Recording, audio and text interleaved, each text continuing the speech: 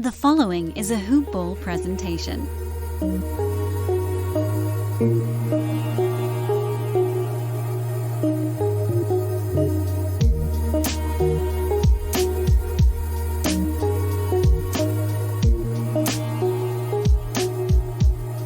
Bonjour tout le monde, comment ça va? Je suis avec les gars, Kieran Smythe. What's going on? Puis Ben Harrison. Going French today. What's up, everybody? Et ceci est le Montréal HoopBall podcast. And that's the end of my French. So, welcome everybody into the Toronto Raptors HoopBall podcast. I hope you are having a lovely weekend. Please follow the podcast at HoopBall Raptors. And Ben, tell the people how they can find you. You can find me on Twitter or Instagram at Benny and the Raps. Kieran, same question. I'm at KDilla1981 on Instagram and at K_Dilla on Twitter. And if you're, for whatever reason, trying to figure out what I'm saying online, it's on Twitter at Brendan Hodgins. That's HODGINS at Brendan Hodgins. Also, head on over to our benevolent overlords, hoop-ball.com, to check out anything involved with basketball, fantasy, betting, DFS, whatever it is basketball related, they have it. And on to some quick home cleaning here. There's just a couple things coming up with the game tonight. Khem Birch is expected to make his debut, hence the Montreal Raptors comments. And then as well, Lowry is expected back. Still nothing on Freddie Van Fleet. But, and also OG Anunoby is expected to sit on rest because of the back-to-back, but Siakam is expected back. Some people were trying to say that, like, oh, this is tank mode version, but, they're playing 9 games in 14 days, and these guys are just coming back from COVID, so that's probably what's going on there. How are you guys doing today? Wonderful. Ben?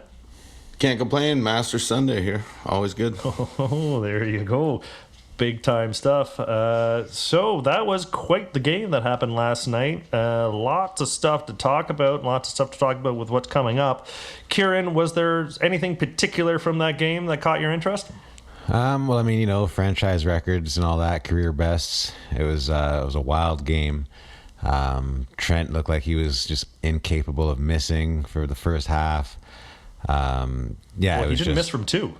Yeah, it was just completely unexpected having, no Lowry, no Van Vliet, and no Siakam. Like a big chunk of our offense, and we set the, franchise record for, I think, points in the quarter and half, if I'm not mistaken. 84 points in the first half, is that right? 87? Was it 86? 87, I think because we hit that 3 right at the end, too. It was just crazy. Oh, yeah. Just crazy. Yeah, so, it was a great night. Gary Trent had his, career best. I was probably most impressed with Flynn. 20 points, great shooting, 11 assists, which was huge. And in a big extension of what we saw sort of the game before. Like to see a lot more people kind of cutting. We weren't just sitting there looking for threes. Freddie Gillespie was a good chunk of that too. He's really good with those picks, and he rolls a lot to the net. So I'm hoping that we can work that into our offense a little bit more. But it was a wild one. I'm still pulling for us to not do too well this year. So it was disappointing, but it was also, it's hard to root against these guys when they're all doing so well, having a good time, and just crushing like that. So it was good watch as a Raptors fan, but not fitting in with my tanking strategy that I'd like to see develop. So well, it was all the stuff that you had talked about what we should be looking for, though, right? It's like we want to see how Gary Trent's doing, want to see how Flynn's developing, how some of the new guys fit in, and it was one of those games where they were kind of the guys. So Ben, was there anything in this game that caught your eye or interest, or anything specific that you want to kind of make a quick point about? Well, it's like, who the heck knows anymore? We got beat up real good the other night, and then just from Jump Street tonight. Yeah, and like Kieran said, we had like 60 points per game sitting out of the lineup, and just, completely blew out Cleveland here all night. It was kind of funny. I noticed we did still manage to get ourselves spanked in the third quarter, 29-13. Yeah, like incredibly. It was like two different games happened. Yeah. So I mean, we are sticking to our mantra there a little bit, but definitely Malachi Flynn. Definitely, he was my stand-up performer as well. Yeah. Kieran gave him the numbers, but the big one for me was he only had 3 turnovers all night, running the point for whatever it was, 35 minutes. Oh, nice, yeah. Right. And so when you're going, whatever you said, 11 dimes and only 3 turnovers, that's pretty good stuff, especially from a rookie. And he's been getting 3 turnovers in much less time previously. It was great. Yeah, I think I heard Nurse talking about how he kind of told him before the game, because this is the second time he's been running the show, and told him, don't worry about shooting so much, just kind of try and get guys involved and work on that. So definitely worked out, and then he started getting some easier buckets towards the end of the game. Yeah, but did you see him just completely embarrass Kevin Love at the beginning there? Yeah. Oh. Yeah. Made him look exactly how old he is. Yeah, I was going to say, Kevin's got some miles on him, and he's starting to look a little gray around the top. But Bembry also had a great night, too. He was looking really good at the start. Hustling, making buckets. Like, it was just everybody was crazy. Even Stanley Johnson had a couple decent plays. Had that turnover in the second half, but got that huge block on the other side and then like ripped it out of someone's hands on the next possession. Like, so made up for it. But did Stanley's mom call you and tell you got to say something nice about him? Yeah, like, okay, enough's enough.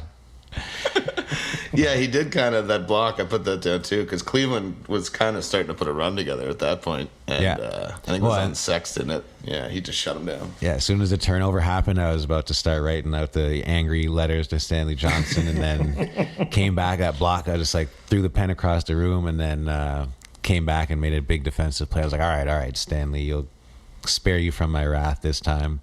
But no, respectable night for him, and those are some big plays.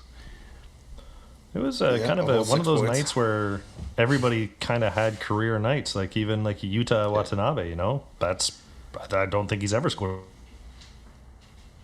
14 points, and it kind of gets buried underneath everybody else. It's Freddie Gillespie kind of joined the team pretty nicely there. Yeah. Like he wasn't. I was going to make the joke before. He averages 6 points a game, 4 rebounds, 1 assist. Yeah. 3 steals and a block. That's the kind of guy you want everywhere. Well, he's not small, that's for sure. Eh? Like he's kind of the anti-Boucher. So. Yeah. Well, if you remember how Trent looked in his first couple games with us, right? Like it's tough coming in with no practice, no nothing. So. I think considering he did a really good job, and I think he could be a good fit. See now, I don't know. Now we're getting like these pieces. I want to see them do well, and see how they can do, but I also don't. So I'm torn. But it's Freddie Gillespie's first career game, right? So it's super exciting. And then we get Burge tonight. So it's gonna be wild. It's good to welcome Rodney Hood back. He wasn't he only played 18 minutes, but he played pretty well, so nothing to sneeze at there. Yeah. And the only guy that was kind of the odd man out here was Aaron Baines. It looks like, and especially with Ken Burge coming in, he's probably going to be relegated, to even less minutes. So we'll see how that rolls on. A few rebounds though, and only took 3 shots, so. No threes there. No threes. Yeah. See, someone's telling these Raptors about our podcast. I'm telling you. Yeah, they get mad every time you tell them to tank, and they go up and they put up 130 points. Yeah. I just got to start cheering for them again. Yeah, then they'll tank right away. Don't even worry about it. But game ball went to Freddie Gillespie from Nurse there, but it could have went to either Gary Trent or Flynn. I understand it, right? It's the guy's first ever NBA game. I remember my first ever OFSA, which is the Ontario championships, when I was 15, thinking that was a big deal. So I can only imagine what it's like to play your first ever NBA game and actually get in there for some time. Mm-hmm. He played. Yeah, I know. I saw Ken Birch was tweeting that he was pretty excited. It's a dream come true, right, for him. He's finally getting to play for the home country team. Yeah, so. You grew up in Canada, Raptors. You want to play for the Raptors for sure. Yeah, I noticed he's already played for Nick Nurse as well, I guess, at the last World Team Cup. Canada. Oh, cool, nice. Yeah. Yeah, there's Yeah, a great so picture of them interesting. shaking hands as he's coming off the court. Oh, cool. Yeah, and he played pretty well too, from what I saw. You see the Gary Trent quote saying he finally feels like he's somewhere where, or I don't know if he's wanted or whatever. Somebody cares or whatever. Yeah, exactly. Well, you play behind Dame. Like in yeah. the same position, right? Yeah, It's kind of hard to be noticed. But I think And at the same obviously- time, like we've like more than everyone's. I think full on. Everyone like Norm, who obviously not, but like that was the big thing. Is we were like, oh man, how are we going to give away Norm? How are we going to give away Norm? It's starting to look more and more like this is fine. We're going to be okay with at least at that position, So it's good, and I think especially like he hasn't seen anything yet. Wait till you come to Toronto. Then it's going to be you're going to get a lot of love. So Well, let's see. Yeah, he said that after. Go ahead, Ben. He said that after he hit that big shot against right. Washington. Yeah, that the broke buzzer my beater. heart. He was saying he was kind of casual. He was like, "Well, yeah, it was a nice shot." Non-foul buzzer beater. Right. Yeah. Yeah, After but he he threw was the like- guy across the court. Yeah, but he was like, it's it was a nice shot, but like it's gonna be a whole different kind of thing if I hit that back in Toronto And the with crowd, 20,000 people. And That's the other Yeah, thing. I he's know, gonna be like fun. online, Toronto gets a bit of a bad rap sometimes with people thinking that because of like Lowry and whatnot that we complain or whatever. But the Toronto fans are pretty knowledgeable basketball fans, and they're not going to give them a hard time for nothing. It's a good team to play for. You're going to have a lot of people that are behind you, so it's, hopefully he feels like he's welcome. And like any player that gets out there, right? Even like we rag on Stanley Johnson a little bit, but if you're in the NBA, there's only like 13 guys on a team, and there's 30 teams, so you're top 150 people in the world at what you do. Yeah. So Yeah, no, absolutely. It's there's levels. But yeah, no, you're gonna get fans if you go 17 and 19, you shoot 89.5%, almost 78% from three. Like you're gonna be welcomed. 44 points. That was just a monster. Well, the night. Raptors shot 62% this game. Yeah, So yeah. I was talking about the hey, there you go, Kieran. Raptors won the rebound battle, but they almost didn't need to. Yeah, absolutely. There weren't that many rebounds too. Like we're still, even though we won the rebound battle, that's below our season average.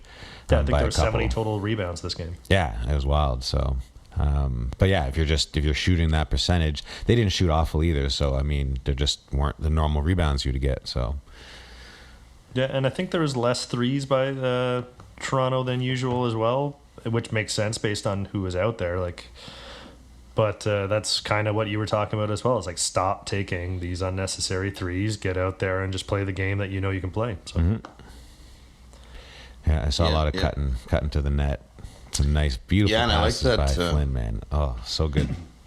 Well, and just see that power move that OG put on early. I Oh, like that man. part of his game. Yeah. The low post there, just hammered on D Wade. They call him in Cleveland, but that was awesome. Yeah, Like to see more of that.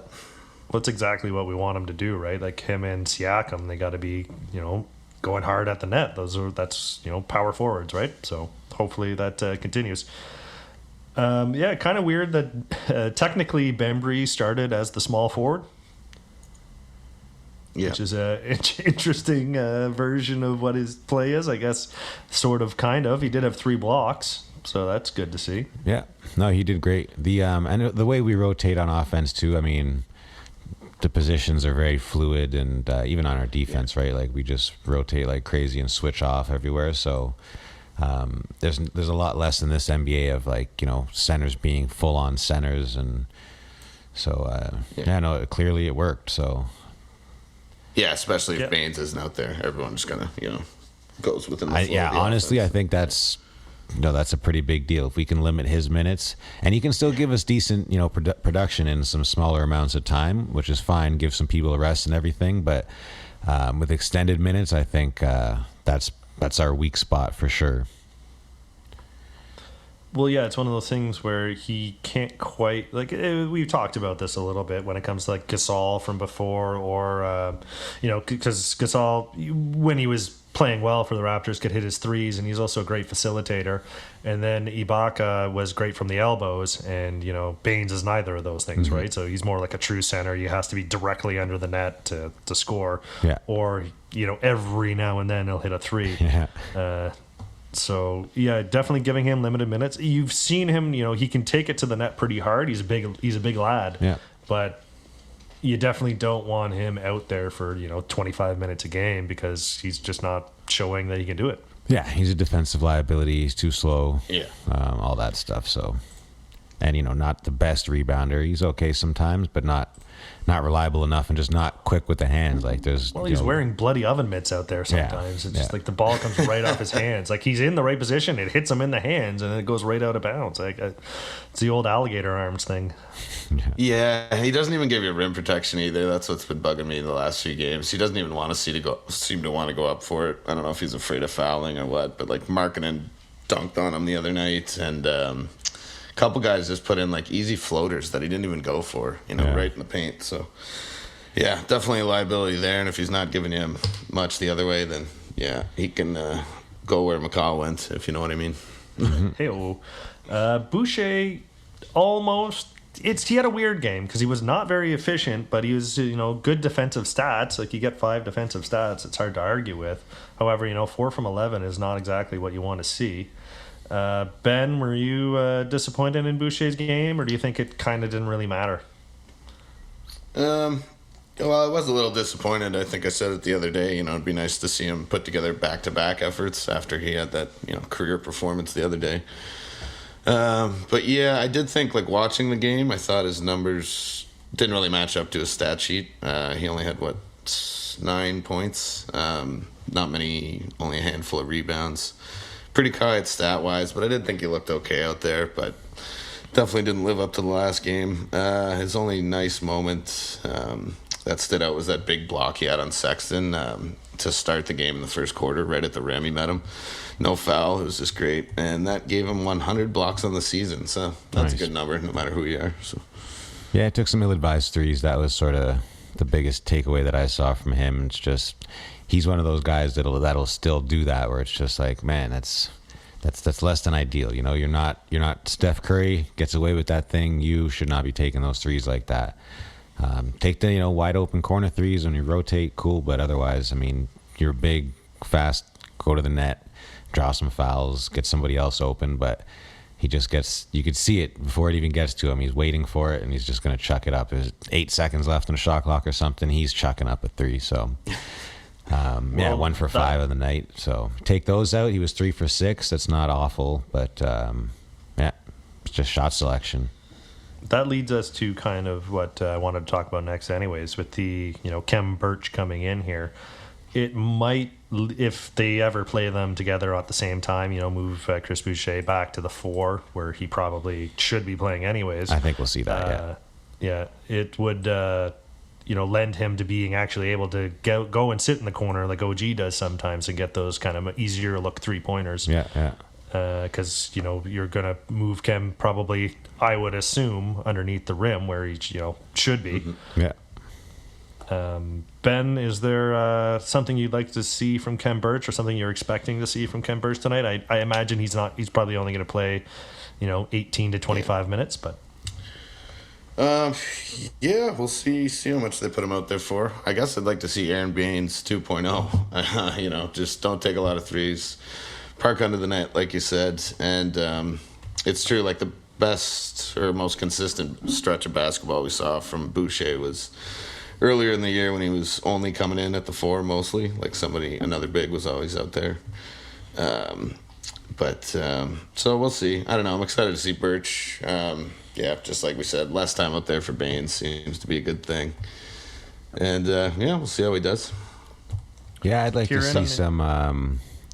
Obviously big rebounds, some defensive hustling.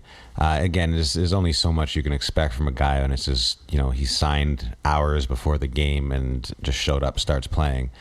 But see how he sort of his basketball IQ and see how he reads the situation and reads in, like mixes into the offense before practice. But you still definitely got to give him a couple of games to get accustomed. And with only, I think we got like this back-to-back, a day off, and then another back-to-back. It'll probably be a minute before we have enough time to really get him up to speed with our offense and defense. But I just kind of look to see how he sort of fits in and where he puts himself on the court. And if he can, I'm sure they've got it ingrained in him that we need rebounds. It's the biggest thing we need. So I'd like to see him and Gillespie kind of both stepping up. They're both big guys, both strong guys. So I think they can help us overcome that hurdle. They're not overly big, but 6'9", it's nothing to sneeze at. And so biggest thing, rebounds, defense. That's really all we can ask for someone who's, and a couple of nice plays, maybe some, putbacks, offensive rebounds would be nice, but can only ask for so much. So it's a tough matchup too. They got to go up against Julius Randle for his first night out, so that'll be fun. Yeah, and Nerlens Noel is nothing to like Kieran said, sneeze at either. He's a big lad, and I think it's Taj Gibson, like the other center there. So they have some players that can definitely match up as far as size goes. Yeah. I imagine with OG sitting tonight as well, it's probably going to be something along the lines of Kem Birch at the 5, Boucher at the 4, and like Siakam at the 3 even. Yeah, we could see a little bit of that, or they vice go versa. small and they do like Bembry and Gary Trent, kind of the shooting guard, the small forward combination there. So this is the kind of stuff that we got to start looking at and seeing like how they're going to maneuver their lineups with the new guys coming in based on the fact that we assume that they're not going to make it to the playoffs. I'd also like to not see too much play time for Lowry and see if we can keep seeing more from Malachi Flynn. And with him coming back, I imagine Lowry's probably just going to. Well, the one thing is though, like Lowry, his foot hits the court. He's like, nah, I'm out here for 48 minutes, right? Yeah. But I think there's, I don't know. I think he's got to be on board for, developing the young guys and giving them their minutes too. So just especially where we are in the season, I think, that's what I'd like to see anyway. I think that's rational Lowry brain. Yeah. But like we've all been there where like you touch the court or you touch the field and you're like, no, you're not taking me out. Yeah. I feel like though, you got to think too, like he's a free agent. Like how much does he really want to risk injury and like overworking himself? Like for a basically lost season. So I think he's still looking to the future for him. I know what you're saying completely. I'm not disagreeing. Like he's definitely one of those guys that you're just like, no, I'm fine. I'll just tighten up my shoelace. Good to go.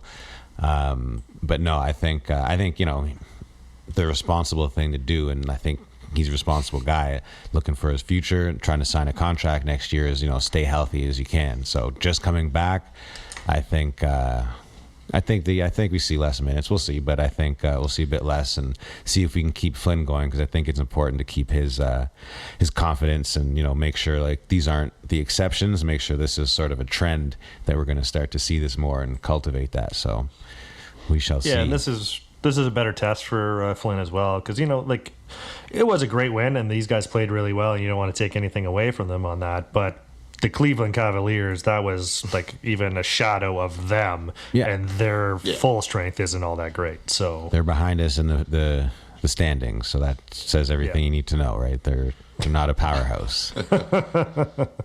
That's fair enough. So this Knicks game, that's what you were saying, Kieran, like what you didn't want to happen. It's like either we go 2-3 or 3-2, and you don't really know exactly how it fits in. Mm-hmm. That loss to Chicago, unfortunately, really hurt if you were thinking that we should try to make a run for the playoffs or the play-in, I guess, because that's basically a 3-point swing. They're the team that's right above us, so they get the win, we get the loss, but also that was the tiebreaker in that matchup, so it's really a 3-point swing. So, like I said, I think it was 13-7 or 14-6 or something like that is with the pace that Chicago is at, that we would conceivably have to go to pass them. And that is with them losing 6 in a row that they did before they faced us. So Obviously, they're probably going to play a little bit better as well, assuming that the pieces start to fit. It's an interesting week that's coming up here, guys. Another busy week because they're all busy weeks. 4 games. 1 back-to-back. I believe it's Atlanta is in Toronto. And then the Spurs are the next game. But the next 2 teams are 2 teams that are also, it's Orlando and OKC. Okay. Orlando Friday, Sunday it's OKC. 2 teams that are also below us in the rankings. I'm not sure technically if OKC is, but in the West are, I think, last. So Right. it's one of those things where, this is a week where if we were thinking Toronto should make a run, they could probably win 4 games. But if you lose to Atlanta, do you just start resting guys? Ben, what do you think? I think it's going to be another week, kind of like we're not hoping for, where, I could easily see us going 2-2 or 3-1 and not really improving our position one way or the other, not looking better for the playoffs and not getting better in the draft. You got to expect they're going to bring it a little bit against Oklahoma after they took care of us last time. Orlando should be a pretty easy game. They've got not much left on the roster. Atlanta's been playing good. Spurs are fighting for their playoff life. So, I'd probably say, wouldn't be surprised if we go 2-2, which isn't ideal, but might be what we're left with at the end of the week. I think you start resting guys too, though. Like, if not necessarily if kind of we already Hawks. have, right? Exactly right. I mean, we're resting, but some of that is back to back apparently, but. I just think, not even that. It's just like less minutes. So, you know what I mean? We don't need Van Vliet 38 minutes. So bring him down to 35, 32, whatever. And then, give some of these other guys a bit more time. And, because they've been doing pretty good. Like, they're looking good. Flynn and Trent, I find, make a really good pair out there. So, and we got to see that a lot last night. So I hope we still get to see them together on the court tonight a bit. But, I think it makes the most sense is, rest some of these guys. There's no need to overwork anybody. Plus, it's beneficial for us to see more from these guys that we haven't had a chance to see and see how they do against different matchups and, different size players, et cetera, et cetera. So, on that Flynn comment, against did anybody Trae Young. Did anybody figure out whether or not we can just say that he's starting and then they give him the suspension? No, I didn't. I forgot to look that up. Yeah, it is kind of weird, right? How do you? It's not like they send an NBA doctor to check his ankle. Yeah, I know. Like I'm not entirely convinced how it works, and I know he's out for tonight's game. So then, on that note, even if he was healthy, he couldn't play against Atlanta. Right. So like he's out for injury. Suspension. He still needs to serve out for a suspension. It's like you're ready to play. Exactly. Okay, you can't play. Yeah, it's not like baseball where they have like the 10-day and 30-day disabled list. So I don't know how they do it. Yeah. Yeah, no, I'm not sure. And then the other thing with baseball is like you can kind of choose when you serve your suspension. It's a weird way they do it. So they basically, because it takes, and we're just going really quickly with the baseball thing, because it takes a long time for the process to happen. So what you do is, depending on when you want your pitcher or hitter to serve their suspension, you say, no, we're going to fight this. And that thing takes forever. And while they're fighting it, you can't technically serve the suspension, so you get to play. So usually they'll choose like a week where they're playing a team that's easier, or they, like if it's a starter, they have a day off anyways, so it doesn't really interrupt their flow. And they go, okay, you're serving at this game. And then they serve at that game, and then they're back. But in basketball, I've been unable to find out how exactly the suspensions work as far as if you can appeal, and then if you get to serve, you get to play while you're appealing, or the whole thing. Well, it's very rare that an injured guy gets suspended, right? So there's not too many examples. Actually, that's a good point too, right? Like he was not even playing, he got suspended. Well done. It's like getting fired on your day off, right? Yeah, that's true. Yeah, well, that's fair enough. So, anyways, I know that didn't really solve anything, that little moment there, but looking forward. Questions. Yeah, exactly. Looking forward, it's going to be one of those things. We'll see. If they beat Atlanta, that's kind of the hardest test coming up here. They have a chance to go 4-0. Otherwise, like you guys just said, I see a 2-2 week coming up, which is not what we're looking for, but it's what might happen. Lowry expected back tonight. Yeah, like you guys said, hopefully he doesn't. They don't push him out there, and we get to see Flynn go up against a little bit of tougher of an opponent. Yeah. I doubt he's going to break up the starting lineup too much by throwing Lowry in for long periods of time, just based on, you want to see what these guys can do. Yeah. Same kind of thing with Siakam, so. Yeah, we'll see if they go with the two guards and kind of put Flynn in the Freddie role playing off of Kyle, or if they just keep it going like they have been with one point guard.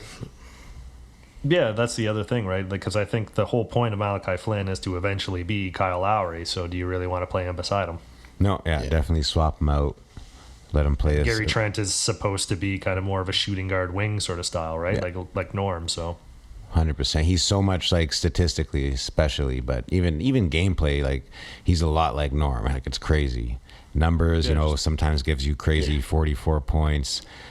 Even this one was just a good game all around, but a lot of the times he's not getting a ton of assists. But yeah, he's a scorer for sure. Yeah, and he's actually like a little bit better than Norm on defense. So yeah, bigger too. I'd say. Yeah, that's the other thing. Like Norm was one of those like athletic freaks who, like, the way he dunked at the size that he was, it almost seemed like he was 4 inches taller. Yeah. But Gary Trent just actually gets to be taller, so that helps out a lot. Absolutely. Well, I think we covered a lot here today, guys. It was a good little podcast. Hopefully we get to see something tonight with against a tougher opponent with how these guys will perform. Lowry coming back, OG sitting, Siakam back for this game. So it's a whole kind of new mix-up of players to check out. Again, thank you very much, everybody, for listening. I am here with Kieran Smythe. We'll see you next time. And Ben Harrison. Enjoy the game, folks.